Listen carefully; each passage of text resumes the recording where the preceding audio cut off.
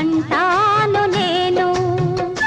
అనురాగమెలా ఉంటుందని ఎవరైనా అడిగితే మా చెల్లిలా ఉంటుందని చెబుతాను నేను.